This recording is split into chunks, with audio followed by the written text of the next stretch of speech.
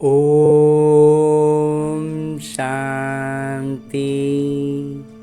ओम शांति बाबा। आज मैं आत्मा अपने परम पिता परमात्मा के चैतन्य उपस्थिति में इस अमूल्य अलौकिक मुरली का अध्ययन करने जा रहा हूँ, जिसके लिए लौकिक तौर पर दो बातों का ध्यान रखना है। एक कि बड़े फुर्सत से, एकदम इत्मीनान से अपने हाथों में स्वयं से मुरली का अध्ययन करना है, जिसके कारण हम बाबा के चैतन्य एक एक शब्द का अध्ययन जब गहराई से करते हैं तो बाबा मुझसे कह रहे हैं ऐसा अनुभव पाते हैं, और उनकी चैतन्य उपस्थिति का अनुभव से हम भाव विभोर हो उठते हैं। और साथ ही साथ जब दिनचर्या में हमारे लौकिक किरदार में वो कुछ भी परिस्थिति आती है तो बाबा की मुरली की वो बात कानों में ऐसे गूंजती है जैसे बाबा मेरे साथ उस वक्त भी खड़े हैं और मुझसे कान में बात को दोहरा रहे हैं। जब कोई हमारा लौकिक प्रिय हमसे कुछ कहता है तो हमें उनकी बात याद रहती है ना। बिल्कुल ऐसे ही परमात्मा की बातें हमें हमारे किरदार निभाते समय, हमारे जब विकर्म सामने आते हैं एक परिस्थिति बनकर, उस समय हमें याद रह जाते हैं। तो बस इसी अवस्था, ये चीज़ हमें लगातार हमारी उन्नति करती है। इसके लिए हमें फुर्सत से अपने हाथों में मुरली को लेना है और अलौकिक तौर पर करना क्या है कि अपने सूक्ष्म शरीर के साथ अपने उसी मन को जो यहाँ बहुत, जिसे हम कहते हैं कि भटकता है, वास्तव में वो छटपटा रहा है। बिल्कुल ऐसे जैसे मछली बिन पानी के छटपटाए, वैसे ही हम अपने वास्तविक परम पिता परमात्मा के सानिध्य से, उनकी उपस्थिति से जो दूर हो गए हैं, उसके कारण आज हमारा मन छटपटा रहा है, इसीलिए इधर उधर भटक रहा है कि वो अपने मूल स्थान तक पहुंच सके। तो बस उसे अभी फ़िलहाल सूक्ष्म शरीर को, अपने उसी मन को लेकर के पहुंच जाते हैं मधुबन की धरा पर, और उसमें भी खास तौर पर पांडव भवन के उन चार धामों में हम अपने दिल की बात कहने के लिए बाबा की कुटिया में जा सकते हैं। बाबा से लाड प्यार पाने के लिए बाबा के कमरे में जाकर बिना कुछ कहे, बिना कुछ सुने, बस सिर्फ बाबा और मैं, बाबा मुझसे प्यार कर रहे हैं, मैं बाबा के गोद में अपना सर रखे हुए हूँ और बाबा मुझसे दुलार रहे हैं, मेरे सर पर हाथ फिरा रहे हैं, ये अनुभव पा सकते हैं। और जब खुशियों का समय कुछ अनुभव प्राप्त करें, कुछ अलौकिक सफलता प्राप्त करें, तो बाबा के संग झूले में बैठकर झूला झूल सकते हैं। और जब हम में बिंदु रूप में स्थित होने की अभ्यास करनी हो तो पहुंच जाएं बाबा के उस शांति स्तंभ के पास, जहाँ बाबा अव्यक्त स्मृति के लिए उस स्तंभ है, वो स्थान है। तो वहाँ सूक्ष्म शरीर के साथ पहुँच जाना है। अभी फ़िलहाल हम चलते हैं हिस्ट्री हॉल में, जहाँ साकार तन का आधार लेते हुए मेरे बाबा ने ये मुरली चलाई थी। और लौकिक तौर पर तो बाबा ने ये मुरली पहले चलाई थी, लेकिन अलौकिक तौर पर आज मैं आत्मा जब अपने सूक्ष्म शरीर के साथ बाबा के चैतन्य उपस्थिति का अनुभव पाते हुए उसी हिस्ट्री हॉल में अपने सूक्ष्म शरीर के साथ उपस्थित होता हूँ, तो बाबा अपने दिल की बातें, जिसमें इस मुझ आत्मा के हित की, आने वाले समय की बातें भी होंगी, मेरे मन के सवालों के जवाब भी होंगे, उन सारी ही बातों को, बाबा के दिल की बातों को बाबा इसी मुरली में निहित करके मुझसे कहते हैं, मीठे बच्चे आत्म अभिमानी भव, चलते फिरते उठते बैठते यही अभ्यास करते रहो तो तुम्हारी बहुत उन्नति होती रहेगी। हाँ जी बाबा सबसे पहले हमें वरदान से सुशोभित करते हैं कि आत्म अभिमानी भव। फिर चाहे हम कुछ भी लौकिक तौर पर कुछ भी कर रहे हो, चल फिर उठ बैठ, खाते पीते सोते जागते, हर समय सिर्फ और सिर्फ यही सजगता, यही अटेंशन कि मैं आत्मा हूँ जो ये किरदार निभा रहा हूँ बस। और किरदार में आने वाली हर परिस्थिति मेरे अभ्यास के लिए एक प्रैक्टिस पेपर है। हाँ जी बाबा। आगे प्रश्न रूप में बाबा कहते हैं कि बाबा की एक्यूरेट याद किन बच्चों की बुद्धि में रहेगी। और कहते हैं ऐसे कौन से बच्चे होंगे जिनको बाबा की एकदम सटीक याद रहेगी। उत्तर बतलाते, जिन बच्चों ने बाबा को एक्यूरेट जाना है।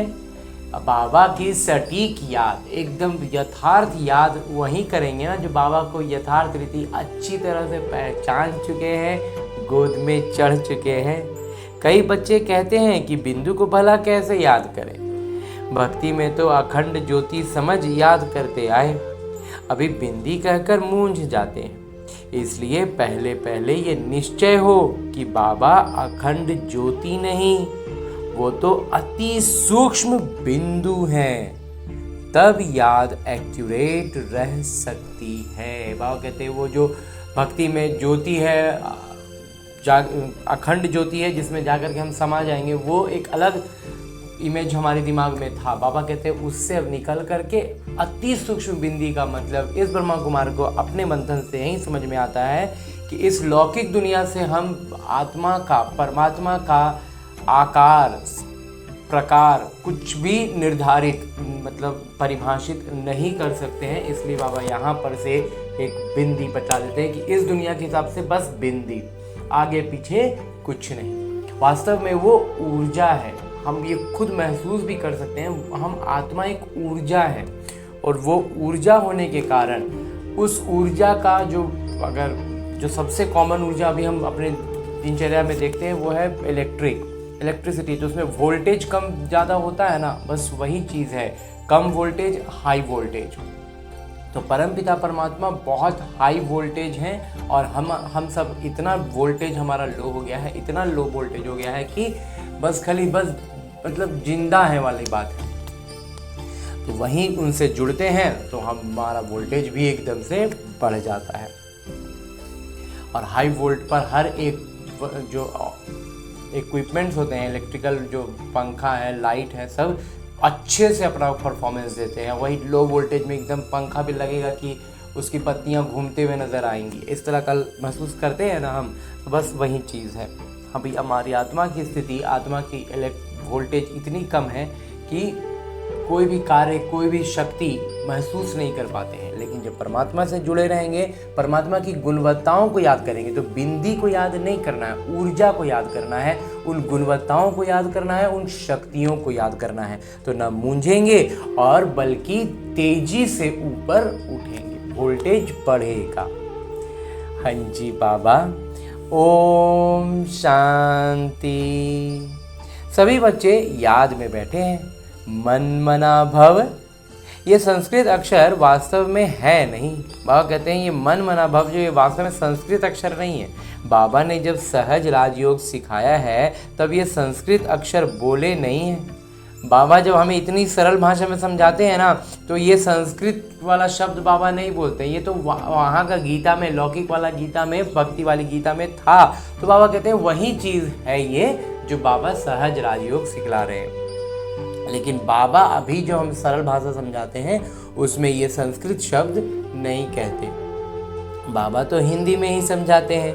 भले ये रथ हिंदी, सिंधी तथा इंग्लिश जानने वाला है।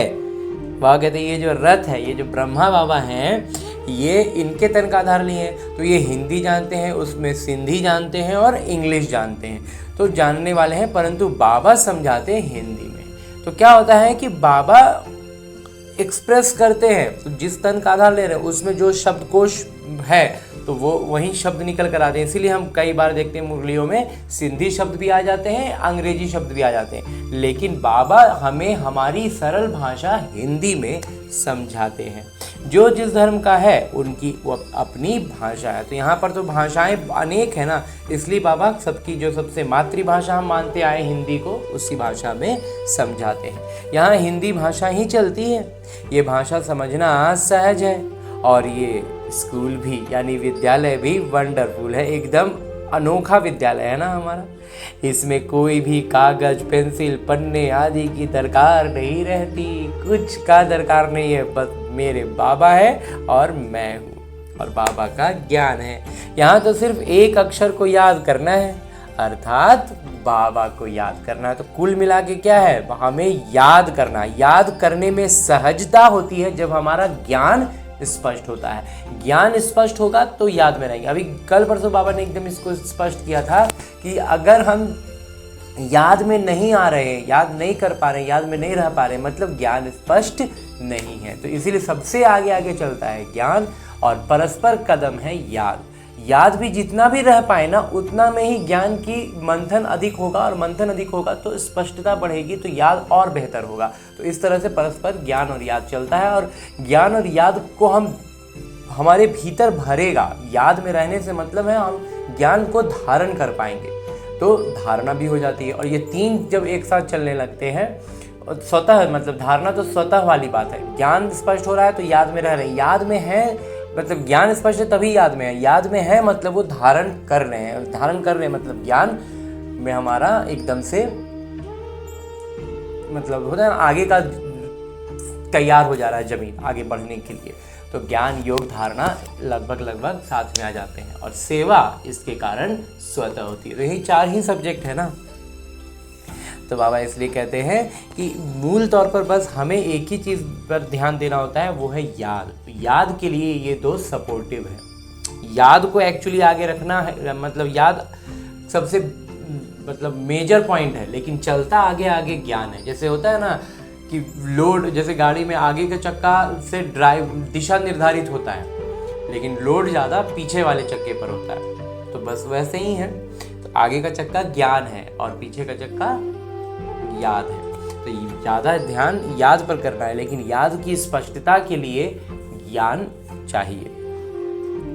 कहते हैं गॉड को अथवा ईश्वर को अथवा परमपिता परमात्मा को कोई याद न करे, ये मुश्किल है। याद भी सभी करते हैं। बाबा कहते हैं भगवान को, ईश्वर को, परमपिता परमात्मा को जिस नाम से जैसे भी याद करें, लेकिन याद तो सब करते हैं। नहीं याद करें ये तो बड़ा मुश्किल है, सब ही याद करते ही हैं, परंतु उनकी पहचान नहीं है, यथार्थ पहचान के साथ याद नहीं करते हैं। बाबा ही आकर अपनी पहचान देते हैं। शास्त्रों में जो कल्प की आयु इतनी लंबी लिख दी है, वो बाबा आकर समझाते हैं, जो हमें ना उलझाने के लिए सारी बातें हमें बुद्धि में डाली जाती हैं कि हम उलझे रहें। सब रावण का करतूत है, और रावण अदृश्य होता है, सामने नहीं होता है, लेकिन वो भी जैसे हम परमात्मा के ज्ञान का, उनकी गुणवत्ताओं का प्रत्यक्ष करने के निमित्त बन रहे हैं ना, तो वैसे ही रावण की भी हर एक बात को प्रत्यक्ष करने के लिए कुछ आत्माएं निमित्त बनी हुई होती हैं, जो बिल्कुल एक तरह से कहें तो एकदम प्रत्यक्ष रूप से रावण का ही किरदार निभा रही होती है पूरा। तो लेकिन वो भी रावण है नहीं, वो भी है तो आत्मा परमपिता परमात्मा का बच्चा, लेकिन वो बाबा का दुलारा बच्चा नहीं है। वो रावण का मुरीद हो जाता है, वो रावण का निमित्त बन बैठता है एकदम अच्छे से, वहीं ये सारा गड़बड़ करता है। बाबा कहते हैं बहुत बड़ी बात भी नहीं है। बाबा कहते हैं ये बहुत बड़ा बात नहीं है, लेकिन कहीं ना कहीं बुद्धि उलझती इन्हीं के कारण है ना, ये सब कारण बनते हैं। आखिर ड्रामा में बाबा कहते हैं है तो होना है, तो कुछ तो कारण भी तो बनेगा ना। अहिल्याएं, बूढ़ी बूढ़ी माताएं क्या समझेंगी, ये बाबा कहते हैं तो महीन बातें ना, एकदम रावण है, रावण का ऐसा है, कौन रावण है, ये सब बाबा कहते हैं बूढ़ी माताएं, अहिल्याएं लोग क्या समझेंगी, ये तो बहुत ही सहज है। वो अपनी ही भाषा में एकदम सहज रूप से समझ लेती हैं। कोई छोटे बच्चे भी समझ सकते हैं। बाबा का ज्ञान जो है ना, वो ज़्यादा उधर डीप में कहीं भी घुसने का ज़रूरत नहीं है। अगर मंथन चल रहा है, स्पष्टता आ रही है खुद को, तो अच्छा है, नहीं तो ऐसे उलझा के उलझना, मूल बात ध्यान रखना है, किसी भी बात में जाके उलझना नहीं है। इसलिए बाबा कहते हैं ज्ञान इतना सरल है कि अगर मोटे मोटे तौर पर देखें, अगर हम बीती बातों को, शास्त्र की बातों में उलझे नहीं, तो बहुत छोटे बच्चे भी समझ सकते हैं, माताएं अहिल्याएं भी समझ सकती हैं। बाबा अक्षर कोई नया नहीं है ना। शिव के मंदिर में जाते हैं तो बुद्धि में आता है कि ये शिव बाबा हैं और वो निराकार हैं। और कहते शिव मंदिर में हम पहले भी गाते थे, तो वहाँ पे हम आरती वगैरह होता था, तो उसमें पहले बाबा को समर्पित करते थे अपना एक बात कि बाबा बाबा सब कहे, माई कहे न कोई, बाबा के दरबार में जो माई कहे सोई। तो इस तरह के क्या, हमें अपने जो लौकिक परिवार में हम देखते थे, इस तरह की बातें हम भगवान के साथ लगा देते थे, लेकिन बाबा बाबा संबोधन हम शिव पिता को देते थे। उसी पर उस ब्रह्मा कुमार को याद आता है, आरती में शामिल होते थे, तो उसमें आरती से पहले इस तरह की बातें बोलते थे, गाते थे। तो इसलिए बाबा कहते हैं कि ये बाबा शब्द कोई नया नहीं है और वो निराकार है, ये भी कुछ समझते थे, तभी उन शिवलिंग रूप में पूजा कर रहे थे। सभी मनुष्य मात्र बाबा कहते हैं, हम सर्व आत्माओं के पिता एक हैं।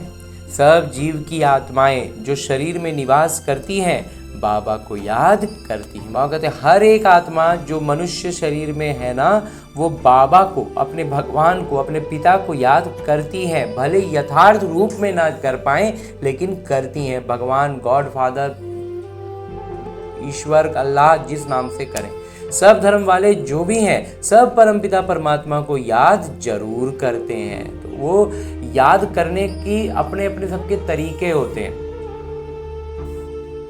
जैसे इस ब्रह्मा कुमार ने पहले भी कहा है, जैसे ईमेल है, व्हाट्सएप है, चिट्ठी था, फ़ोन था, और वो बेसिकली अगर मोटा मोटा देखें तो एक सबसे पहले चिट्ठी होती थी, फिर फ़ोन आ गया और फिर व्हाट्सएप आ गया। तो क्या हुआ था, चिट्ठी में लोगों का विश्वास था कि इसमें लिखित रूप में हमें एकदम जवाब मिलता है।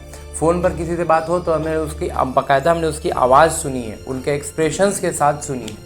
और फिर व्हाट्सएप में क्या आ गया, लिखित भी आ गया, कॉल भी आ गया और वीडियो कॉल भी आ गया। तो सब अपनी अपनी विधि को पकड़ कर रखेंगे, नहीं मेरा विधि सही है, मेरा विधि सही है, लेकिन वास्तव में क्या है, जब वो सम्मुख आ जाए वो व्यक्ति, तो फिर कोई तीनों ही माध्यम का कोई औचित्य रह जाएगा नहीं ना। बस भक्ति में अलग अलग धर्म का बस यही फर्क है, जो इस ब्रह्मा कुमार को मंथन में समझ में आता है कि अलग अलग धर्म वालों ने अलग अलग विधि अपनाई, लेकिन सब कोई उसी एक परमपिता परमात्मा से कांटेक्ट करने की कोशिश कर रहे थे। और उनमें भी जो थोड़े होते हैं ना, जो थोड़ा विशेष आत्मा होती हैं, थोड़ा महात्मा जिनको कहते हैं, वो महात्मा पुरुष जो होते थे हर धर्म में, वो उनका कांटेक्ट शायद होता था या ना होता हो, लेकिन वो उनकी आत्मा की क्वालिटी इतनी ऊपर होती थी कि वो कनेक्ट महसूस करते थे कि हम कनेक्टेड हैं, और फिर उसी अनुसार उनको चिट्ठी का जवाब मिलता था, फ़ोन कॉल पर बात होती थी, या फिर व्हाट्सएप पर उनको वीडियो कॉल होते थे।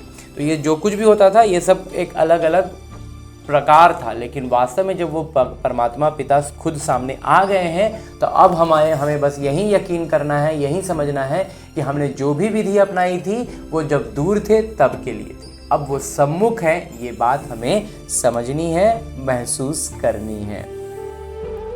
बाबा कहते हैं कि वो है परम धाम में रहने वाले पिता।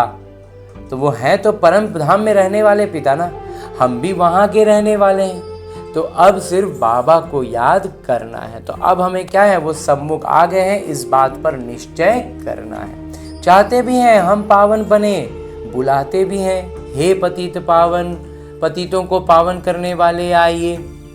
तो नई दुनिया पावन थी, अब फिर पुरानी हुई है। इनको कोई नया नहीं कहेंगे। वहाँ कहते हैं इस दुनिया को अब कोई नया दुनिया थोड़ी कहेंगे। भारतवासी जानते हैं नए भारत में देवी देवता राज्य करते थे। जब नया भारत था तो उसके आगे क्या था? बाबा कहते हैं जब नया भारत शुरू हुआ, स्वर्ग की स्थापना हुई, तो उसके पहले क्या था? सोचने वाली बात है ना कि 4 युगों का चक्र तो हम भक्ति में भी जानते थे। सतयुग, त्रेता, द्वापर और कलयुग, और कलयुग के बाद फिर सतयुग। तो कलयुग के बाद सतयुग कैसे आ रहा है? तो उसके पहले, सतयुग के पहले क्या रहा होगा? बाबा बतलाते हैं संगम। इससे भी सहज कहना चाहिए, नए के आगे पुराना था, तो संगम को मनुष्य इतना सहज समझ नहीं सकते। बाबा कहते हैं सिर्फ डायरेक्ट संगम कहने से ना थोड़ा सा कंफ्यूजन होने लगता है, नहीं समझ पाते। तो उसके लिए इस ब्रह्मा कुमार को मंथन में आता है अमृत बेले का जो लौकिक तौर पर जो समय होता है, जिसको हम हर कोई जिससे भी बात कर ले, कोई भी व्यक्ति हो, हम उसको बोलेंगे कि 4 दिन भर में कितनी बार बजते हैं, तो वो तुरंत कहेंगे 2 बार। कौन कौन से बोलेंगे? एक सुबह के 4 और एक शाम के 4। तो शाम के 4 तो ठीक है, सुबह के 4 बजे मतलब उधर अरुणाचल प्रदेश तरफ को छोड़ दिया जाए ना, तो बाकी पूरी भारत में ना सुबह के 4 बजे सुबह एक्चुअली होती नहीं है, मतलब लौकिक तौर पर पूरी तरह से अंधेरा होता है, कंप्लीटली रात, तारे नज़र आते रहते हैं, रात होती है, अंधेरा होता है। लेकिन कहते हम क्या है? सुबह के 4, रात के 4 नहीं कहते हैं। बस वही फर्क समझना है। ये संगम युग वही समय है जब आंखों से हमें चारों तरफ कलयुग ही दिखाई दे रहा है, लेकिन ये उसी सुबह की शुरुआत का समय है। और कहते हैं न्यू वर्ल्ड ओल्ड वर्ल्ड, इसके बीच को फिर संगम कहते हैं। तो ये जो नई दुनिया शुरू होती है और ये जो अंतिम पुरानी दुनिया खत्म हो रही है, ये जो बीच का है, इसी को तो संगम कहते हैं। बाबा के लिए ही कहते हैं, हे पतित पावन आइए, आकर हमको पावन बनाइए। हम पतित बन गए हैं, नई दुनिया में कोई पुकारेंगे नहीं। अभी तुम्हारी समझ में आ गया है कि ये भारत पावन था। हे पतित पावन आइए, ये तो बहुत समय से बुलाते आए हैं। उनको ये पता ही नहीं कि पतित दुनिया कब पूरी होगी। ये पतित दुनिया का विनाश का समय पूरा होगा कब, ये जानते ही नहीं। कहते हैं शास्त्रों में ऐसे लिखा हुआ है कि अभी 40,000 वर्ष और कलयुग यानी पतित दुनिया चलेगी। बिल्कुल ही घोर अंधियारे में है। बाबा कहते हैं पूरा ही घोर अंधियारा है ना। 40,000 वर्ष, यहाँ 5,000 वर्ष का पूरा कल्प है, लेकिन बुद्धि में डाल दिया ताकि उधर हम उसके बारे में कुछ सोचे ही नहीं। अभी हम खुद को डेवलपे करते रह जाए। बुद्धि में सबके जो अज्ञान में है ना, वो उनका बस यही है कि अभी हम डेवलप कर रहे हैं, मॉडर्न हो रहे हैं, एडवांस बन रहे हैं। और यही मॉडर्न एडवांस डेवलपमेंट जो है ना, ये पूरी तरह से हमें मतलब लौकिक तौर से देखें तो पूरी तरह से खत्म कर देगा। अभी तुम रोशनी में हो, लेकिन हमें बाबा ने गोद में उठा लिया, हम रोशनी में आ गए, तो हमें सब कुछ दिखने लग गया। बाबा ने तुमको अब रोशनी में लाया है। ये 5,000 वर्ष में सृष्टि का चक्र पूरा होता है। कल की बात है, तुम राज्य करते थे, बरोबर ही लक्ष्मी नारायण का राज्य था, स्वर्ग था। पावन दुनिया में कोई उपद्रव आदि हो नहीं सकता। उपद्रव होता ही है रावण राज्य में। यहाँ तुमको बाबा समझाते हैं, तुम सम्मुख कानों से सुनते हो। बाबा कहते हैं ये रावण का राज्य चल रहा है ना, तो यहाँ उपद्रव तो होना ही है रावण का राज्य में। जो ब्रह्मा कुमार ने कहा ना, ये जो मॉडर्न एडवांस और डेवलपमेंट का जो हमारा भूत हमारे ऊपर चढ़ा हुआ था, और जो अभी भी जो अज्ञानता में उनमें चढ़ा हुआ है, तो वो क्या है, वो उपद्रव कराएगा ही कराएगा। ऐसा मतलब चीज़ ही है ना, उल्टा प्रोसेस है ना, कि उसमें उपद्रव होना ही है। बाबा कहते हैं ये रावण राज्य में होता ही है। लेकिन यहाँ हम बच्चों को बाबा आते हैं, सम्मुख बैठ समझाते हैं, और हम अपने कानों से परम पिता परमात्मा की बातें सुनते हैं। तभी तो ये ब्रह्मा कुमार अपने सूक्ष्म शरीर के साथ पहुंच जाता है बाबा के सानिध्य में, उनके चैतन्य उपस्थिति का अनुभव पाने। बाबा कहते हैं तुम सम्मुख कानों से सुनते हो। सुन रहे हैं बाबा। कौन सुनते हैं? आत्मा। तो मैं आत्मा अपने सूक्ष्म शरीर के साथ बाबा के सम्मुख उनके चैतन्य उपस्थिति का अनुभव पाते हुए उनके सानिध्य में ये मुरली सुन रहा हूँ ना। क्योंकि ये स्थूल शरीर तो जहाँ लौकिक में हम हैं वही रहेगा, लेकिन अलौकिक स्तर पर मैं आत्मा परमपिता परमात्मा के सानिध्य में पहुंचा हूँ, अपने कानों से सुन रहा हूँ। आत्मा को बड़ी खुशी होती है, हमको बाबा फिर से आकर मिले हैं। बाबा से वर्षा लिया था, अब बाबा कहते हैं मुझे याद करो। इसमें कोई लिखने पढ़ने की बात ही नहीं है। अब इसमें बाबा कहते हैं बाबा को याद, अपने पिता को याद करना, इसमें लिखने पढ़ने की क्या बात है। जब कोई आते हैं तो पूछा जाता है आपका कैसे आना हुआ, तो कहेंगे यहाँ के महात्मा से मिलने। क्यों, तुमको क्या चाहिए बताओ, कोई भिक्षा चाहिए, बताओ कोई भिक्षा चाहिए। सन्यासी हो तो रोटी टुकड़ा चाहिए। सन्यासी किसी के पास जाते हैं, वह रास्ते में मिलते हैं तो रिलीजियस मनुष्य समझते हैं ये फिर भी पवित्र मनुष्य है। तो जो धार्मिक प्रवृत्ति के लोग होते हैं ना, वो उनका मन में ये भावना होती है कि जो साधु महात्मा दिख रहे हैं ये कम से कम पवित्र तो होते हैं, पवित्र मनुष्य होते हैं, इनको भोजन खिलाना अच्छा है। अभी तो पवित्रता भी नहीं रही है, वह कहते हैं, लेकिन अभी के जो साधु वगैरह दिखते हैं ना, उनमें वो पवित्रता भी नहीं है, बिल्कुल ही तमो प्रधान दुनिया है, इसमें बड़ी गंदगी है। बाबा कहते हैं अब जो है ना बहुत तमो प्रधान हो गई दुनिया, इसमें भी गंदगी। इतने समय से साधु महात्मा जो होते थे वो सचमुच में पवित्र रहते थे और उनकी पवित्रता पर बाबा ने कहा है कि दारोमदार रहा, लेकिन अब वो भी नहीं है, क्योंकि अब हम बच्चों को बाबा मिल गए, हमने पवित्रता का दारोमदार थाम लिया है, इसलिए अब वो भी तमो प्रधान हो गए। तो कहीं ना कहीं पवित्रता का एक बागडोर कोई थामे रहा। त्रेता तक तो हम ही फिर पवित्र रहेंगे, और द्वापर से जब हमने पवित्रता खोई तो फिर साधु महात्माओं ने इसको थामे रखा, और अब जब वो एकदम तमो प्रधानता की आखिरी सीमा पर आए तब परमपिता परमात्मा अवतरित होकर के हम बच्चों पर इस पवित्रता का दारोमदार दे दिया।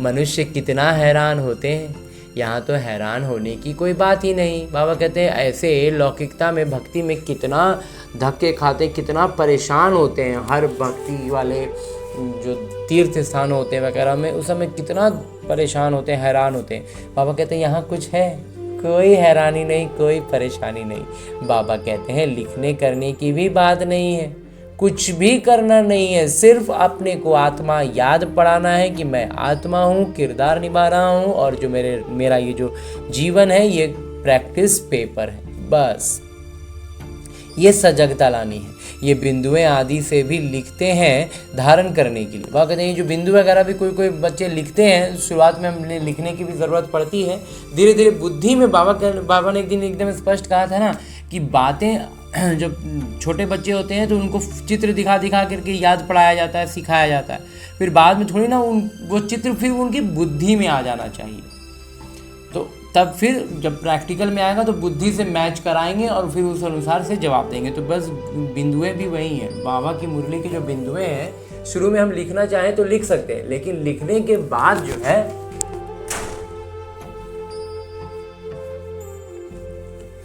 उसको मंथन करेंगे तो वो हमारी बुद्धि में आ जाएगा, और जब बुद्धि में आ गया ना तो फिर बिंदुओं लिखने की भी ज़रूरत नहीं पड़ती है। वो स्पष्टता के साथ, मंथन के साथ बुद्धि के एक एक तार खुलते जाते हैं। बाधाएं, विघ्न के रूप में जो बातें हमारी बुद्धि को जकड़े हुए थी वो सारी खुल जाती हैं, और हम एकदम से सरल सहज रूप से बाबा की याद में आगे बढ़ पाते हैं। तो इसलिए बाबा कहते हैं कि मतलब बिंदुओं लिखने की भी ज़रूरत नहीं होती है, ये बिंदुएं आदि भी लिखते हैं धारणा करने के लिए। तो धारण अगर कर लिए तो हो गया ना काम खत्म। जैसे डॉक्टर लोगों के पास भी कितनी दवाइयाँ होती हैं, इतनी सब दवाइयाँ याद रहती हैं। आखिर डॉक्टर लोग को भी देखें तो कितना दवाई, कितना बीमारी, कितना सब कुछ, वो सब आखिर बुद्धि में याद है। तब तो यही तो एक खासियत होती है।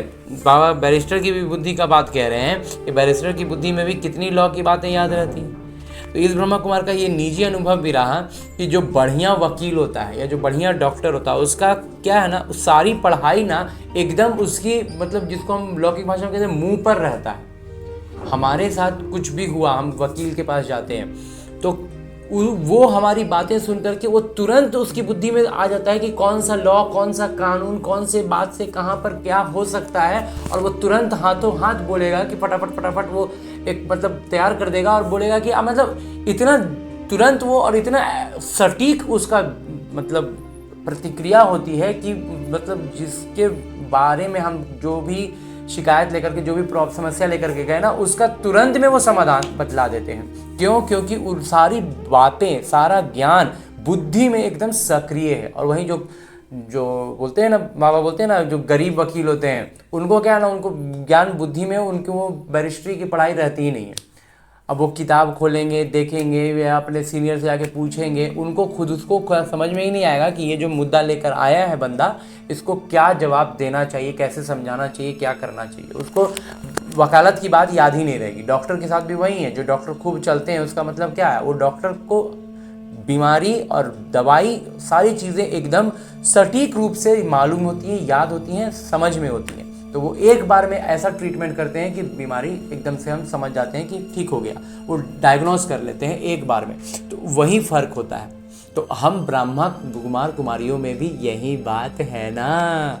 ये बात इस ब्रह्मा कुमार को बहुत शुरू में ही जब बाबा ने कही थी ना, तो समझ में आ गई थी, मंथन करने पर समझ में आ गया था कि क्या फ़र्क होता है। तो हम ब्राह्मण बच्चों में भी जो ज्ञान की बातें एकदम मंथन में चलती रहेंगी, सटीक रहेंगी, सक्रिय रहेंगी ना, तो जब हम किसी व्यक्ति से मिलेंगे तो उस व्यक्ति की जो समस्या है, जो बातें हैं, वो कहाँ उलझ रहा है, उसके अनुसार उसको, जो आज की भाषा में कस्टमाइज शब्द चला है ना, ये कस्टमाइज करके बाबा की ज्ञान की बातों को उसके समस्याओं के साथ ऐसा रिलेट कर लेते हैं कि उसको हमें अपनापन महसूस करते हैं कि ये तो एकदम हमारे बात कह रही है, हमारी बात से जुड़ के कह रहे हैं। उनसे हम पहले भावनात्मक रूप से जुड़ते हैं, तब वो हमें अपना विश्वास पात्र मानते हैं, और फिर उस विश्वास के कारण हमारा हाथ थाम कर हमारे साथ आगे बढ़ते हैं और फिर ज्ञान को समझ पाते हैं।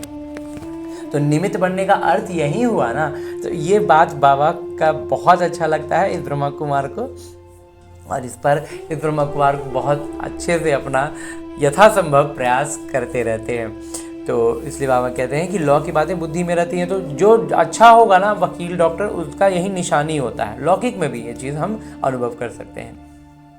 बाबा कहते हैं तुमको याद क्या करना है, एक बात सो भी बड़ी सहज है। बाबा कहते हैं उसको तो फिर भी उतना कानून का, उतना किताब, डॉक्टर को उतना मेडिकल का, उतना सब कुछ याद करना पड़ता है। हमको क्या याद करना है, एक बात, वो भी बाबा कहते हैं कितना सहज है।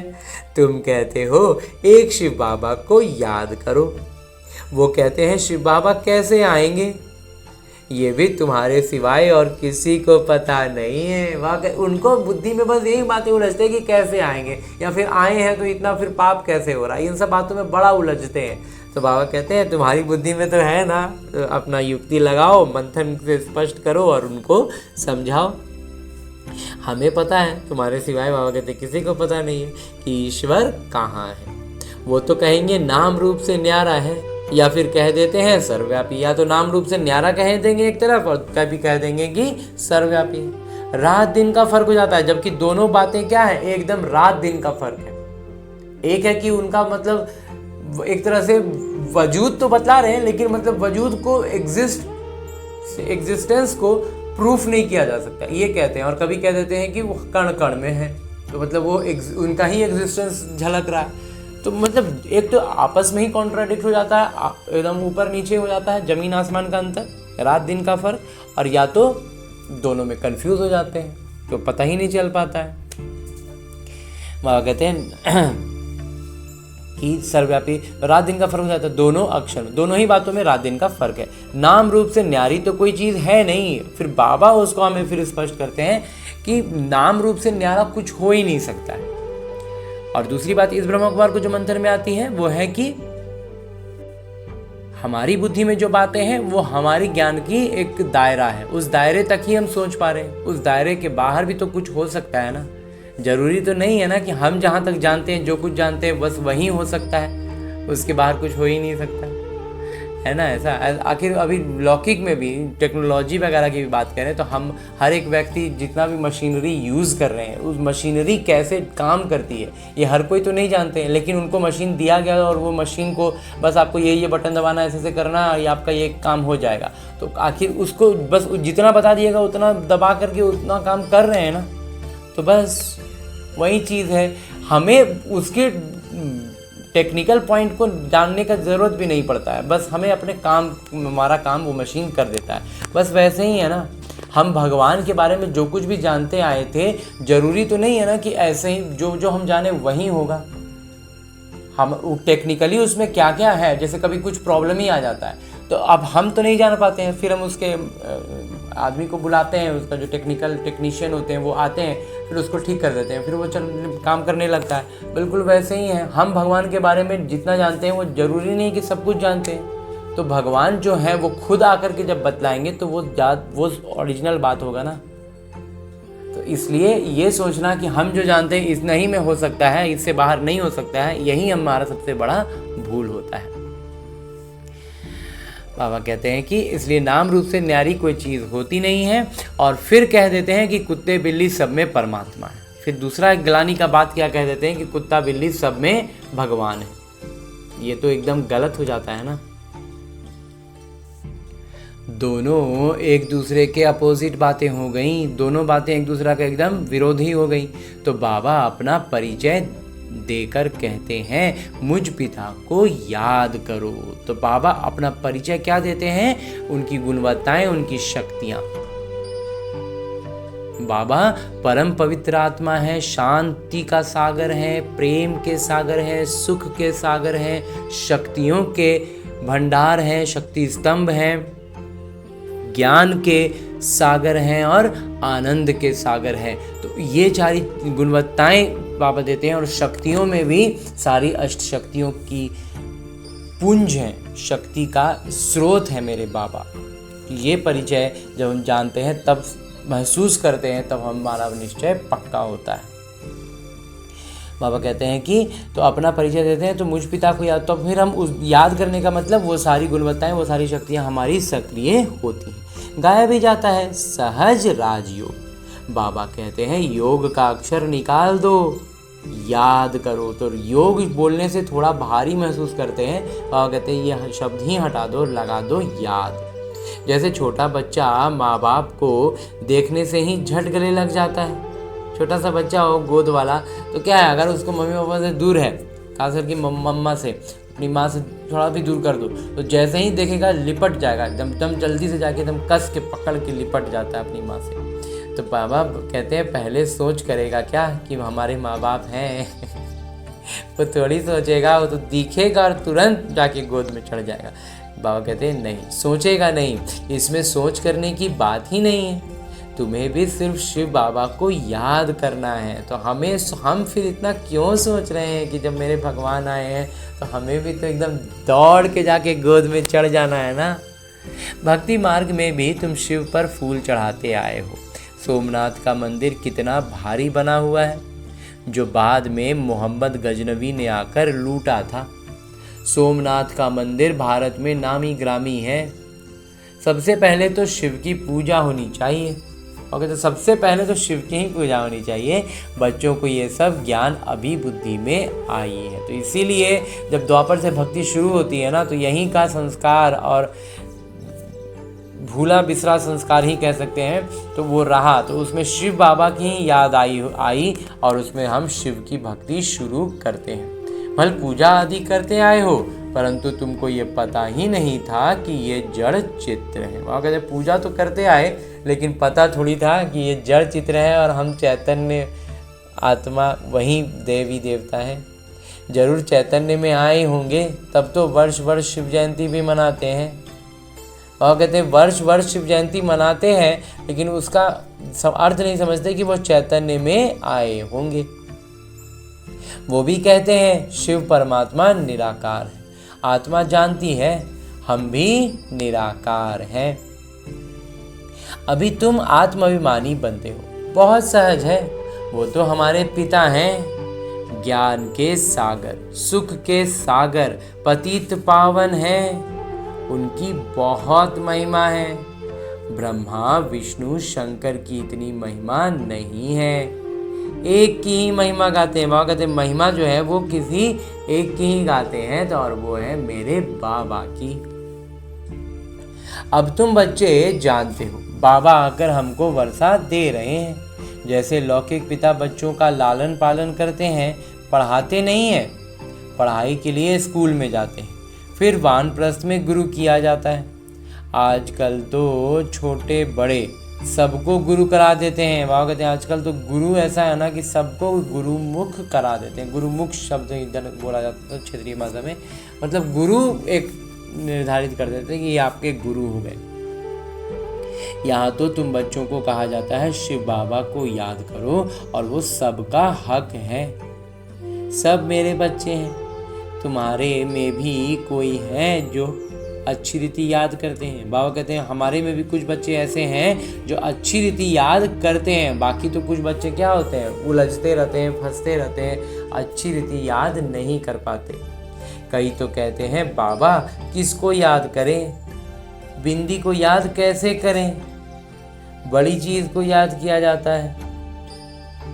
अच्छा, परमात्मा जिनको तुम याद करते हो वो चीज क्या है, तो कह देते अखंड ज्योति स्वरूप है, परंतु ऐसा नहीं है।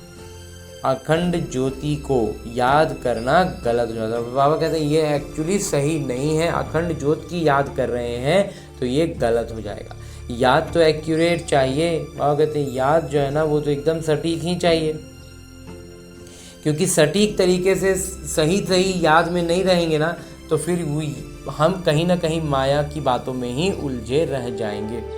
बाबा ही आकर अपना परिचय देते हैं और फिर बच्चों को सारे सृष्टि के आदि मध्य अंत का समाचार भी सुनाते हैं, डिटेल में भी तो नटशेल में भी। बाबा कहते हैं सृष्टि का आदि मध्य अंत का समाचार जो है वो बाबा समझा तो रहे हैं, दोनों तरीक़ा से समझाते हैं। जब जैसा आत्मा हो उसके अनुसार कभी डिटेल में समझाते हैं और कभी नटशेल में एकदम छोटी सी बात में समझा देते हैं। बाबा कहते हैं हे बच्चों, तुमको पावन बनना है तो उसके लिए एक ही उपाय है, मुझे याद करो। मुझे कहते ही हो पतित पावन। जब बाबा को पतित पावन कह के पुकारते ही थे तो अभी बाबा के आने पर उनको याद में रहेंगे तभी तो हमारी गुणवत्ताएं सक्रिय होंगी और शक्तियां जागृत होंगी ना। और वही जागृति वही सक्रियता चाहिए पावन बनने के लिए। वहीं शिथिल पड़ गया, धीमा पड़ गया, कम हो गया तो ये सारा विकार हमारे ऊपर हावी हो गया। हमारा वोल्टेज हाई होगा ना, सारा विकार झड़ जाएगा। हाई वोल्टेज तार में कुछ चीज सट सकता है क्या? नहीं ना। बिल्कुल वैसे ही आत्मा को पावन बनाना है तो इसलिए बाबा से कनेक्ट होंगे, हमारा वोल्टेज हाई होगा और सारे विकार झड़ जाएंगे और हम पूरा आत्मा पावन बन जाएंगे। अपनी वास्तविक स्थिति में हम आ जाएंगे, अपनी वास्तविक अवस्था, वास्तविक स्थिति को भूल गए हैं, बस और कुछ नहीं है। आत्मा ही कहती है हम पतित बन गए हैं, हम पावन थे अब पतित हैं, सब तमो प्रधान है। हर एक चीज़ पहले सतो प्रधान फिर तमो प्रधान होती है। आत्मा खुद कहती है मैं पतित बनी हूँ, मुझे पावन बनाइए। शांति धाम में पतित होते नहीं। और कहते शांति धाम में भी ना कोई पतित नहीं होगा, सब आत्मा यहाँ से तो पवित्र बन के ही जाएगा, फिर जो जैसे बने। यहाँ पतित हैं तो दुखी हैं, जब पावन थे तो सुखी थे। तो आत्मा ही कहती है हमको पावन बनाइए तो हम दुख से छूट जाएं, इन विकारों से ऊपर उठ जाएंगे तो दुख से मुक्त हो जाएंगे ना। तुम समझते हो आत्मा ही सब कुछ करती है, आत्मा ही जज बैरिस्टर आदि बनती है। तो लौकिक में भी जो किरदार हम देखते निभाते हुए ना, वो किरदार भी वो आत्मा है, एक आत्मा ही है ना जो जज की कुर्सी पर बैठा है। पहले उस शरीर में बैठा और वो शरीर का किरदार उसको ऐसा मिला उसकी आत्मा की स्थिति के अनुसार कि वो जज बन गया या बैरिस्टर बन गया आदि बनते हैं। आत्मा ही कहती है मैं राजा हूँ, मैं फलाना हूँ, अभी ये शरीर छोड़ दूसरा लेना है। इसको कहा जाता है आत्म अभिमानी। देह होते भी आत्म अभिमानी, बाबा कहते शरीर होते हुए भी आत्म अभिमानी। यही तो सिखला रहे हैं ना बाबा। रावण के राज्य में देह अभिमानी होते हैं, अभी रावण का राज्य है तो अभी सब क्या है, शरीर के भान में ही है ना। आत्म अभिमानी अभी ही बाबा बनाते हैं। बाबा कहते हैं अभी बाबा आते हैं तब हमें आत्माभिमानी बनाते हैं, आत्मा की स्मृति दिलाते हैं। नहीं तो हम तो शब्द के रूप में आत्मा शब्द पहचान जानते हैं, लेकिन आत्मा का अर्थ नहीं जानते कि हम आत्मा हैं। अभी भी हम किसी को कहें ना कि आप आत्मा हैं तो बोलेंगे हाँ हम जानते हैं, लेकिन जानकारी के स्तर पर है वो महसूसता के स्तर पर, अनुभव के स्तर पर नहीं है। इस समय आत्मा पतित दुखी है तो पुकारती है हे बाबा आइए। ये भी तुम जानते हो, ड्रामा की योजना अनुसार पतित से पावन, पावन से पतित बनते आए हैं। ये सृष्टि का चक्र है। चक्र बाबा कहते हैं फिरता ही रहता है। अभी तुम्हारी बुद्धि में बैठा है हमारे 84 जन्म कैसे हुए हैं। अभी ये बात भूलो मत, स्वदर्शन चक्रधारी होकर रहो। बाबा कहते हैं अब ये सारी बाबा की बातें, ज्ञान की बातें भूलो मत, स्वदर्शन चक्रधारी बनकर रहो। सारी बातें मंथन में चलाते रहो। उठते बैठते चलते फिरते बुद्धि में हमको सारा ज्ञान है। जो अभी बाबा ने बैरिस्टर का एग्जाम्पल भी दिया ना, कि सारा ज्ञान जो है ना हमारी बुद्धि में एकदम सक्रिय होना चाहिए। तभी कोई भी माया विघ्न बाधा रावण का जो रूप सामने आएगा हम उसे पहचान पाएंगे। शक्तियाँ जागृत होंगी तो हम रावण के स्वरूप को पहचान पाएंगे। और वहीं सब बातें नोट कर करके सिर्फ कॉपी डायरी में रखे हुए रहेंगे या मुरली को सिर्फ फॉर्मेलिटी में सुन लेंगे, चाहे सेंटर पर जाके चाहे यूट्यूब पर, तो वो काम नहीं करेगा। जब तक खुद से फुर्सत निकाल के हाथों में मुरली लेके पढ़ेंगे नहीं, अध्ययन एकदम फुर्सत से बैठकर नहीं करेंगे, तो मुरली की बातें आत्मा के स्तर तक पहुंचेंगी नहीं। वो बुद्धि में जानकारी के स्तर तक रहेंगी। और जानकारियां तो हमारे पास इतनी ओवरफ्लो हो रही हैं कि कोई अंदर टिकती नहीं। इतनी ज़्यादा जानकारी का फ्लो बढ़ा दिया गया है। जिस जानकारी का हमारे जीवन से कोई लेना देना नहीं है, उस जानकारी से भी हम लबालब हो चुके। सब जानकारियां हमारे पास हैं। तो बाबा के ज्ञान की बातों को भी हम उसी जानकारी के स्तर पर रखेंगे ना, सिर्फ सुनेंगे ना फॉर्मेलिटी में, तो वो बस वहीं रह जाएगा, ओवरफ्लो होकर के बह जाएगा। इसलिए हमें उसे फुर्सत से बैठकर इत्मीनान से खुद से हाथों में मुरली लेकर अध्ययन करना ही है नित्य प्रतिदिन। दिनचर्या के शेड्यूल जो हमारा पर डे का एक शेड्यूल होता है, उस शेड्यूल में एक जगह सेट कर देना है और उसमें प्रतिदिन बाबा से बैठकर, बाबा भगवान से हमारा अपॉइंटमेंट होता है, इस बात को समझना है। तो उसकी तैयारी करनी है और फिर उस अपॉइंटमेंट के समय पर उनसे मिलना है। तो बाबा कहते हैं कि तैयारी का क्या है, बुद्धि में हमेशा चलता रहेगा ना, तैयारी होती रहेगी, ये करना है वो करना है, ऐसे पूछना है ऐसे करना है, ये बताए थे तो ऐसे होना है, तो उस तरह से बुद्धि चलता रहेगा। और कहते तुम समझते हो बेहद के पिता से हम बेहद का वर्षा ले रहे हैं। तो बाबा ने जो बताया कि उठते बैठते चलते फिरते बुद्धि में हमको सारा ज्ञान रहना चाहिए, तभी तो हम समझ पाएंगे ना कि बेहद के पिता हमें मिले हैं और हम उनसे बेहद का वर्षा ले रहे हैं। बाबा बच्चों को समझाते हैं कि तुमको एक पिता को ही याद करना है, बाबा को याद करना, रोटी टुकड़ खाना है बस। और कहते बस एक बाबा की याद में रहना है और बस मतलब जो भी भोजन के रूप में मिला, जो भी खाना बस एक सरल रूप से खाना खाना जरूरी है, खाना खाना है, बाकी समय बाबा की याद में रहना। बाकी समय नहीं, खाने समय तो विशेष करके बाबा की याद में रहना है। मतलब काम के तौर पर बस क्या है, शरीर निर्वाह के लिए कहें या फिर इस किरदार में अभ्यास जितना समय का हमारा है उतना अधिक से अधिक अभ्यास करने के लिए शरीर चलाना है, तो शरीर के लिए भोजन जरूरी है। तो बस भोजन देना है, रोटी टुकड़ खाना है और याद में रहना है बस, और कोई काम है ही नहीं। बाकी जो भी हमारा, जिसको हम कहते हैं हमारा रोज़मर्रा का जो जीवन यापन के लिए जो प्रोफेशनल काम करते हैं ना, वो सब हमारा प्रैक्टिस पेपर है।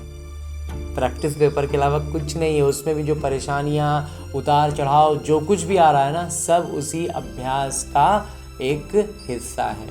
अभ्यास के लिए अलग अलग परिस्थितियाँ अलग अलग रूप में आ रही हैं, हमें उसको हर परिस्थिति को उसी नज़रिए से देखना है। फिर हमारे संकल्प, बहुत व्यर्थ संकल्पों से हम बहुत बच जाएंगे और हमारा समर्थ संकल्प ज़्यादा बनेगा, याद में हम सहज रूप से रह पाएंगे।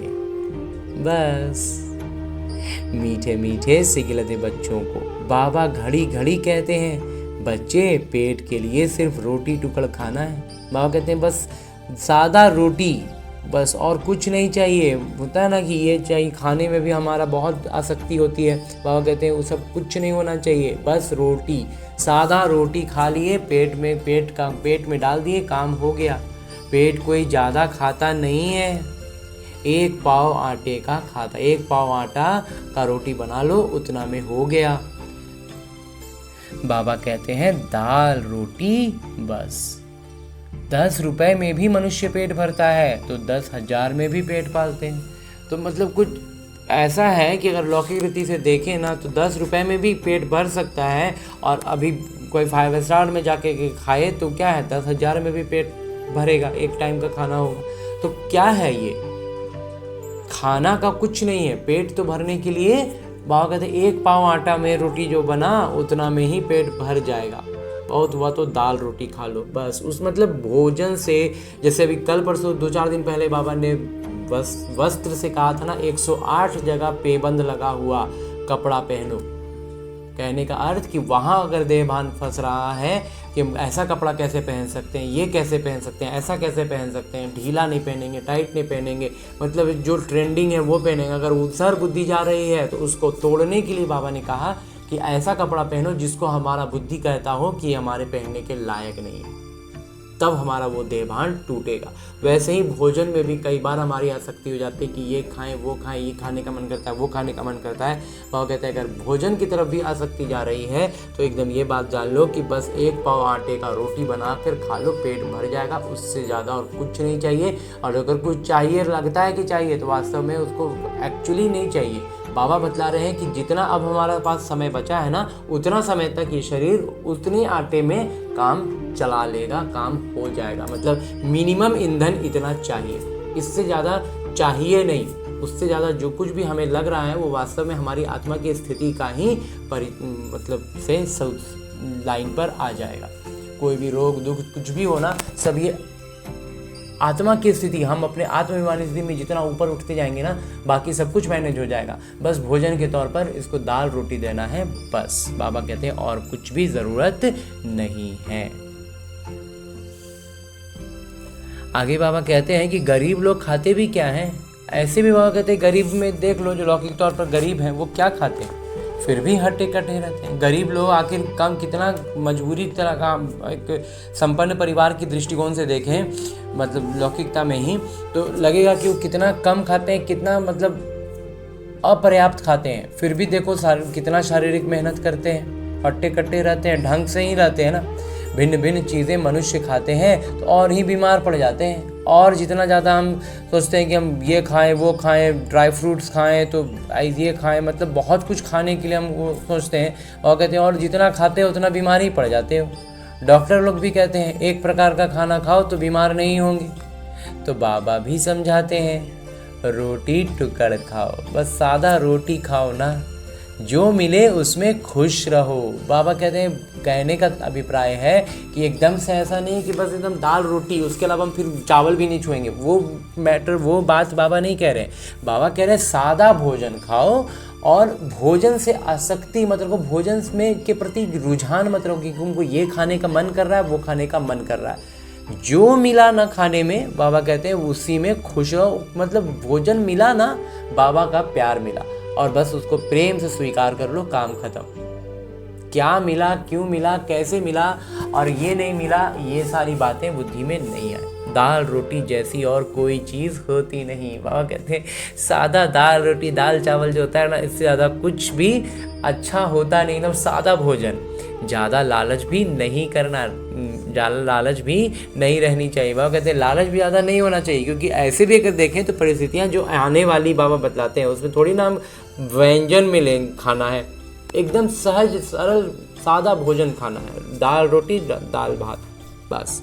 सन्यासी लोग क्या करते हैं, आखिर सन्यासी लोग भी क्या करते हैं, घर बार छोड़ जंगल में चले जाते हैं, तत्व को परमात्मा समझ याद करते हैं, समझते हैं ब्रह्म में लीन हो जाएंगे, परंतु ऐसे तो है नहीं। वह कहते वास्तविकता में तो ये बात नहीं है ना, आत्मा तो अमर है, लीन होने की बात नहीं है।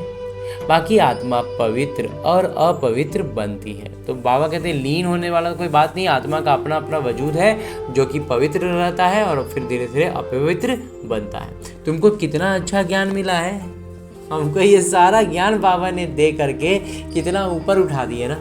तुम ही प्रारब्ध भोगते हो, फिर ये ज्ञान भूल जाते हो, फिर सीढ़ी उतरनी होती है। अब तुम्हारी बुद्धि में सारा ज्ञान बैठा हुआ है, हम 84 जन्म कैसे भोगते हैं ये किरदार कभी भी कोई का बंद नहीं होता है। वो कहते हैं ये जो किरदार निभा रहे हैं ना, ये कभी किसी का बंद नहीं होता है, ये बना बना ड्रामा है जो फिरता ही रहता है। ये कह नहीं सकते कि भगवान ने कब कैसे कहाँ बैठ बनाया, नहीं, ये सब बातों में उलझना नहीं है। ये ड्रामा कब बना, कैसे बनाए, कहाँ पर बनाए, क्यों बनाए, वो कहते हैं ये सब में बुद्धि मतलब लाइन से बाहर नहीं जाना है। सृष्टि चक्र है, चक्र में दिन रात है, उसमें हम अभी रात में दुखी हो गए हैं, जो बाबा ज्ञान दे रहे हैं उस ज्ञान को समझेंगे तो वापस सुखी हो जाएंगे। बस इससे ज़्यादा कहते हैं बाबा बुद्धि लगाने का कोई मतलब ही नहीं, कुछ निकाल नहीं पाएंगे निष्कर्ष। इसलिए उधर बुद्धि सोचनी ही नहीं चाहिए, बुद्धि चलानी ही नहीं चाहिए। ये तो चला ही जाता है, लेकिन कुछ आत्माओं का है चला जाता है। और कहते हैं विश्व का इतिहास भूगोल रिपीट होता ही रहता है, इन बातों को कोई समझते ही नहीं है। तुम जानते हो हम ड्रामा प्लान अनुसार आए हैं, अब फिर से ड्रामा अनुसार राज्य ले रहे हैं। बाबा कहते हैं हमारा बाबा का आना भी ड्रामा में था और अब हमारा राज्य लेना भी ड्रामा में है। ये बातें और कोई समझ नहीं सकते। पूछा जाता है ड्रामा सर्वशक्तिवान है वह ईश्वर, तो कहते हैं ईश्वर सर्वशक्तिवान है, समझते हैं वो सब कुछ कर सकते हैं। बाबा कहते हैं मैं भी ड्रामा के बंधन में बंधा हुआ हूँ, लेकिन बाबा क्या कह देते हैं कि मैं भी ड्रामा में ही बंधा हुआ हूँ। पतितों को पावन बनाने मुझे आना पड़ता है। तुम सतयुग में सुखी बन जाते हो, मैं भी जाकर विश्रामी होता हूँ परम धाम में। तुम सिर कुल्हे चढ़ जाते हो, तुम्हारे शेर पर सवारी है। बाबा कहते तुम सिर कुल्हे पर एकदम पूरा, बाबा के जो छोटे बच्चों को सिर पर बिठाते हैं ना, बाबा कहते हैं अब तुम बच्चे आकर के मेरे सिर पर बैठ जाते हो। और स्थिति हमारी इतनी होती है कि बाबा कहते हैं शेर पर सवारी। जो भक्ति में हम माता की देखते थे ना, बताया जाता था कि माता की सवारी शेर है, शेर पर सवार होती है। मतलब उतना तमोप्रधान पशु, उतना हिंसक पशु पर भी हम नियंत्रण करते हैं, ऐसा नियंत्रण करते हैं कि वो हमारे अधीन हो जाता है। ये शक्ति है हमारी, तो हम उस स्थिति की जागृति में आ जाते हैं, उस शक्ति की जागृति में आते हैं, वो हमारी वास्तविक स्थिति है। तुम जानते हो सेकंड बाय सेकंड जो भी चलता है वो ड्रामा की नूंद है। तुम बच्चों को कितनी अच्छी ज्ञान है, ये सारा ज्ञान अब हमको समझ में आ गया ना कि हर एक सीन ड्रामा का नूंद है जो पार हो रहा है। अब सिर्फ बाबा और बरसे को याद करो, बस। बाबा कहते हैं अब सिर्फ बाबा को याद करो और उनकी वर्षा को, उनके द्वारा दिए गए उस अलौकिक संपदा को याद करो। कागज पेंसिल आदि की कोई दरकार नहीं है, सारी बात बुद्धि में होनी चाहिए, कागज पेंसिल का ज़रूरत नहीं है। इस ब्रह्म कुमार को ना शुरुआत में ही ये बात समझ में आने लगी थी, तो हर बात का मंथन करते थे, बुद्धि में बात रखते थे, और वो चीज़ धीरे धीरे धीरे धीरे ज्ञान की स्पष्टता में काम आता गया। बाबा उस पर मुहर लगाते हैं कि कागज पेंसिल का कोई ज़रूरत नहीं है। ब्रह्मा बाबा भी पढ़ते हैं, ये तो कुछ रखते ही नहीं है। वह कहते हैं ब्रह्मा बाबा भी तो पढ़ते ही है ना, वो तो शिव पिता तो ज्ञान के सागर है, लेकिन ब्रह्मा पिता तो सब कुछ बाबा से ही पढ़ रहे थे, लेकिन वो थोड़ी ना किताब कॉपी रखते थे। सिर्फ बाबा को याद करना है तो वर्षा मिलेगा। कितना सहज है, याद से तुम एवर हेल्दी बनेंगे। याद से ही क्या होगा, हम सर्वदा स्वस्थ बनते हैं। ये है धारणा की बात, ये सारी बातें धारण करने वाली हैं। लिखने से क्या फ़ायदा होगा, ये तो सब विनाश हो जाएगा। वह कहते हैं धारण करने की चीज़ है। आत्मा में कितना धारणा की है, आत्मा की स्थिति कितनी श्रेष्ठ की है, उस पर सारा दारोमदार होगा। लिखेंगे तो क्या होगा, वो तो सब लिखा हुआ सब विनाश हो जाएगा ना। परंतु कोई याद रखने के लिए लिखते हैं। जैसे कोई बात याद करनी होती है तो गांठ बांध देते हैं, तुम भी गांठ बांध लो।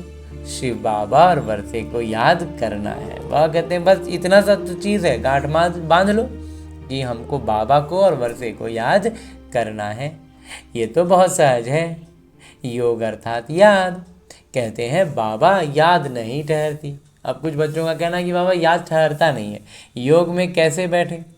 अरे लौकिक पिता की याद उठते बैठते चलते फिरते रहती है, तुम भी सिर्फ याद करो। जैसे लौकिक पिता, लौकिक नाते रिश्ते हमें हर समय याद रहते हैं, वैसे ही बाबा की वैसे ही याद रखनी है। मतलब उनकी गुणवत्ताएं, जिसे हम अपने लौकिक पिता को याद करते हैं तो क्या उन्होंने ऐसा कहा था, वो हमेशा ऐसा कहते हैं, होता है ना, वो हमें सिखलाते हैं। पिता हमारे जो लौकिक होते हैं वो हमेशा बहुत सारी बातें हमें सिखलाते रहते हैं, देखो बेटा ऐसे करना होता है, ये चीज़ ऐसे नहीं करनी होती है। तो क्या है, उनकी गुणवत्ता में उन्होंने अपने जीवन में जो जो जाना वो हमें बतलाते हैं। तो वही सारी बातें हमें उनकी याद आने का मतलब क्या, उनकी वो बातें याद आती हैं। तो वैसे ही हमें परम पिता परमात्मा की ये सारी गुणवत्ताएं याद आएंगी तो हम बाबा की याद में रहे ना।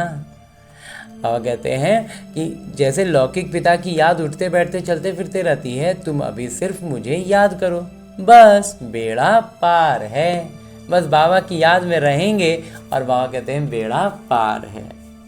अच्छा, मीठे मीठे सिगिलते बच्चों प्रति माता पिता बाबा का याद प्यार और आशीर्वाद। रूहानी बाबा की रूहानी बच्चों को नमस्ते। हम रूहानी बच्चों की ओर से रूहानी माता पिता को याद प्यार और प्रणाम। धन्यवाद बाबा, धन्यवाद। मुरली के लिए भी धन्यवाद और इस अनूठे अलौकिक ब्राह्मण जीवन के लिए भी बहुत बहुत बहुत धन्यवाद बाबा, बहुत धन्यवाद। आगे आज की मुरली से लिए गए वो प्रमुख बिंदु हैं जिन्हें हमें अपने ब्राह्मण जीवन में धारण करने हैं। और ब्राह्मण सो फरिश्ता, फरिश्ता सो देवता बनना है।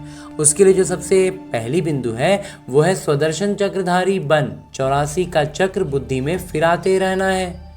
बेहद पिता को याद कर बेहद का वर्षा लेना है। पावन बनना है।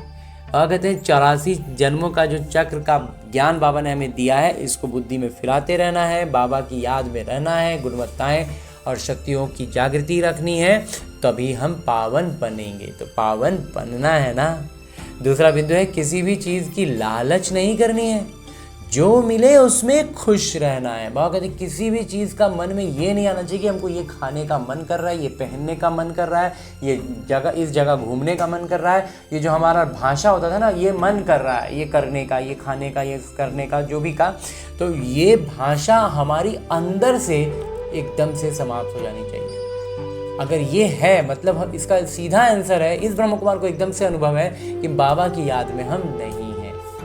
अगर ये मन कर रहा है, मन बस अब एक ही करेगा, मुझे स्वर्ग जाना है। और इस मन को, इस ब्रह्म कुमार को इसीलिए उसके बाद से अपने आप ये घूमते घूमते यहाँ पहुँच गया कि मुझे बाबा की प्रत्यक्षता करनी है। इस लौकिक जीवन में, इस शरीर में रहते हुए मुझे बाबा की प्रत्यक्षता करनी है। तो बस अब इसी उद्देश्य को लेकर के, यही मन की इच्छा कह ले, मनोकामना कह ले, जो नाम दे दे, लेकिन वास्तव में अब बस यही उद्देश्य है, यही करना है और इसी में आगे पुरुषार्थ में आगे बढ़ना है। तो इसलिए फिर भोजन से संबंधित कोई भी बात में इच्छा नहीं आएगा कि ये खाने का मन कर रहा है, वो खाने का मन कर रहा है। बाबा कहते हैं रोटी टुकड़ खाना है, बाबा क्या ले, जो साधारण एकदम सर्व साधारण भोजन जिसको कहा जाता है वो भोजन खाना है, बाबा की याद में रहना है। हाँ जी बाबा, पूरा कंसेप्ट क्लियर हो गया है बाबा। अब कोई कभी इस किसी चीज़ के लिए, भोजन वगैरह के लिए थोड़ा सा सबसे अंतिम समय तक भोजन के लिए रहता था, बाबा ने अब इतना अच्छे से उस बात को मन में, बुद्धि में स्पष्ट कर दिया कि अब भोजन के प्रति भी कोई भावना नहीं होती है कि ये खाने का मन कर रहा है, ये खाने का मन नहीं कर रहा है। सब कुछ नहीं, जो भोजन मिला वो खाना है, प्रेम से खाना है, बाबा की याद में, बाबा के साथ चैतन्य उपस्थिति में खाना है। हाँ जी बाबा, और पूरा ध्यान रखना है कि पूरा भोजन बाबा की याद में रहना है, क्योंकि बाबा ने एक बार भोजन से संबंधित कहा था कि शुरुआत में तो बहुत अच्छे से याद करते हैं, बाबा को सम्मुख बुलाते हैं, खाना शुरू करते हैं, लेकिन खाते खाते कब बाबा की याद भूल जाती है पता भी नहीं चलता है, और खाते खाते हम लौकिक दुनिया की बातों में आ जाते हैं। तो इस बात की सजगता रहे। तो ऐसी छोटी छोटी चीज़ों से ही तो हमारा ध्यान बढ़ता है। हाँ जी बाबा, और आगे मेरे बाबा वरदान दे रहे हैं। वरदान देते हुए मेरे बाबा कहते हैं, सर्व के दिलों के राज को जान, सर्व को राजी करने वाले, सदा विजयी भव। बाबा कहते हैं हमारा मन चित्त इतना शांत हो, इतना प्रेम पूर्ण हो कि हम हर किसी जो भी हमारे संपर्क में आए ना, उनका मन इतना शांत हो जाए, हम उनके होता है ना, हर एक आत्मा तभी बहुत विचलित है, लेकिन हमारे संपर्क में आते ही वो एकदम से शांत हो जाए, हमारी प्रेम की भावना उनसे इतनी सक्रियता उनमें जाए कि वो अपनापन महसूस करें, तो हम उनके दिलों के राज को जान जाएंगे। जब दिलों के राज को जान जाएंगे तो हम उनको उनके अनुसार राजी कर लेंगे। तो राजी करने का मतलब क्या हो गया, हम विजयी हो गए ना। विस्तार से बाबा कहते हैं, विजयी बनने के लिए हर एक के दिल के राज को जानना है। किसी के मुख द्वारा निकलने वाले आवाज से उसके दिल के राज को जान लो तो विजयी बन सकते हो।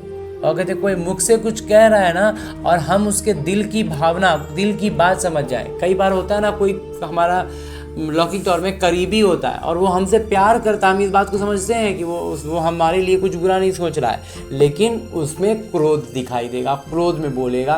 क्यों? क्योंकि वो चिड़चिड़ा गया, वो तो रावण के वश में है ना।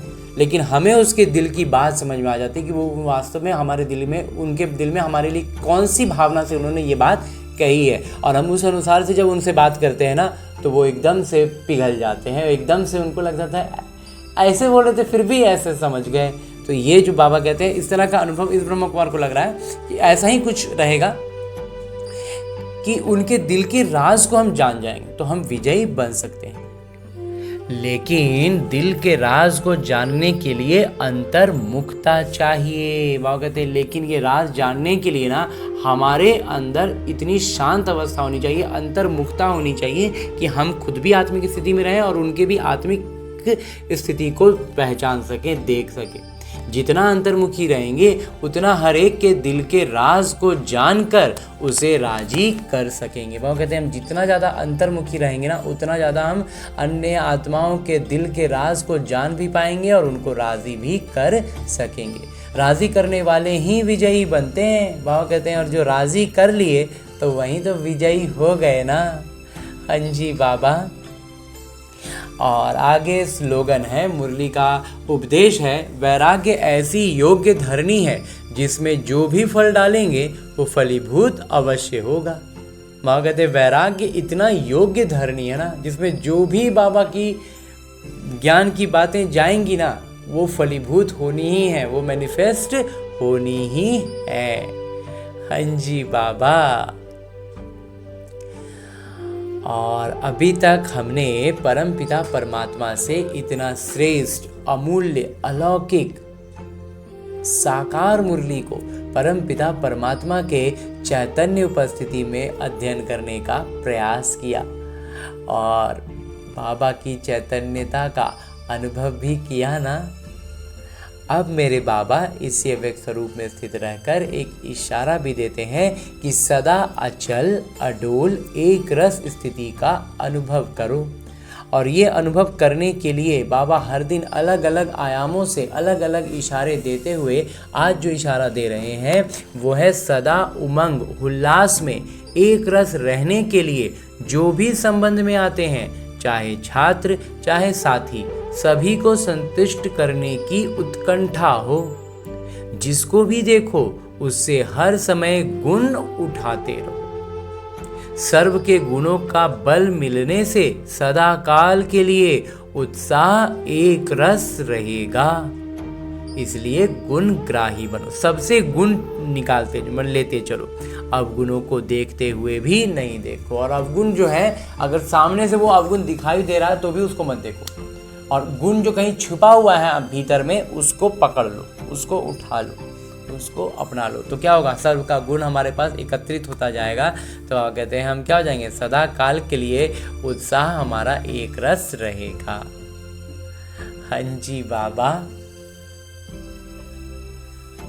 और अभी इस ब्रह्म कुमार को बात याद आ रही है बाबा के चैतन्य उपस्थिति की। बाबा ने कहा ना आज की मुरली में कि बाबा से तुम सुनते हो, तो ये बाबा के चैतन्य उपस्थिति में हम ये अध्ययन कर रहे हैं। स्वयं से जब मुरली का अध्ययन करते रहते हैं तो हम बाबा की मुरली की ये बातें ऐसा महसूस करते हैं कि बाबा की बोल हमारे कानों में गूंज रहे हैं। तो ये बात ब्रह्म कुमार को बहुत ज़्यादा गहराई में बाबा की आत्मिक स्थिति में बाबा की बातें इस आत्मिक स्थिति में हमें स्थित कर देती हैं। हाँ जी बाबा। अच्छा, ओम शांति।